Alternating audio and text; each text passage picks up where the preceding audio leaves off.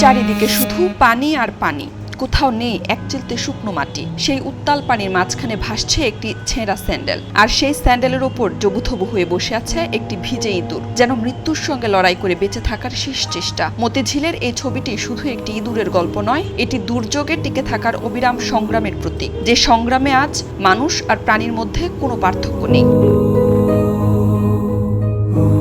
কয়েকদিনের টানা বর্ষণ ও উজান থেকে নেমে আসা পানিতে চট্টগ্রামের বিস্তীর্ণ অঞ্চল বন্যা কবলিত।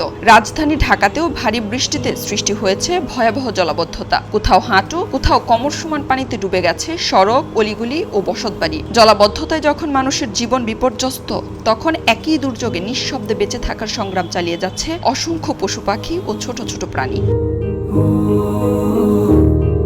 মতিঝিল এলাকায় এই ছবিটি যেন বন্যার সেই কঠিন বাস্তবতারই প্রতীক। বন্যার পানিতে ভিজে জবুথবু ইঁদুরটি আশ্রয় নিয়েছে ভাসমান একটি ছেঁড়া স্যান্ডেলের উপর। সেই ছোট্ট স্যান্ডেলটুকুই যেন তার কাছে শেষ ভরসা, শেষ আশ্রয়। তার চারপাশে শুধুই অনিশ্চয়তা। খাদ্য নেই, নিরাপদ আশ্রয় নেই, তবু জীবনকে ছেড়ে দেয়নি সে। ছবিটি শুধু একটি ইঁদুরের নয়, এটি বেঁচে থাকার অদম্য আকাঙ্ক্ষার প্রতিচ্ছবি। প্রকৃতির ভয়াল রূপের সামনে মানুষ যেমন অসহায়, তেমনি অসহায় এই ছোট্ট প্রাণীটিও। কয়েকদিনের টানা বৃষ্টি ও পাহাড়ি ঢলে চট্টগ্রামের বিস্তীর্ণ এলাকা বন্যার পানিতে ডুবে গেছে। হাজার হাজার পরিবার ঘরবাড়ি ছেড়ে আশ্রয় কেন্দ্রে ঠাঁই নিয়েছে। অন্যদিকে রাজধানীর বিভিন্ন এলাকায় টানা বৃষ্টিতে সৃষ্টি হয়েছে জলাবদ্ধতা। পানিতে ডুবে গেছে সড়ক, অলিগলি, ব্যবসা প্রতিষ্ঠান। সেই সাথে কর্মজীবী মানুষের দুর্ভোগ যেন শেষ হওয়ার নয়। তবে এই দুর্যোগের আরেকটি নীরব অধ্যায় হচ্ছে প্রাণীকুলের দুর্ভোগ। পানির তোড়ে ভেসে গেছে তাদের বাসা, নষ্ট হয়েছে খাদ্যের উৎস। কুকুর, বিড়াল, ইঁদুর, পাখি থেকে শুরু করে অসংখ্য ছোট বড় প্রাণী প্রতিনিয়ত নিরাপদ আশ্রয়ের খোঁজে ছুটে বেড়াচ্ছে।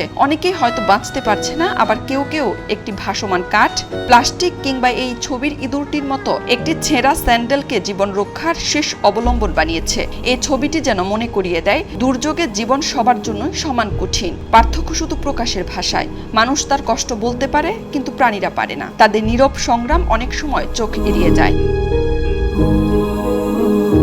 ছেঁড়া স্যান্ডেলের ওপর বসে থাকা ছোট্ট ইঁদুরটি তাই শুধু একটি প্রাণীর ছবি নয়, এটি বন্যা কবলিত লাখো মানুষেরও প্রতীক। তাদের অনেকেই এখন একটি উঁচু জায়গা, এক মুঠো শুকনো খাবার কিংবা মাথা গোঁজার নিরাপদ আশ্রয়ের অপেক্ষায় দিন পার করছেন। প্রকৃতির এই নির্মম সময়ে ছবিটি যেন একটাই বার্তা দেয়, বেঁচে থাকা মানে সংগ্রাম, আর সেই সংগ্রামে মানুষ ও প্রাণী দুজনেই আজ একই স্রোতের যাত্রী।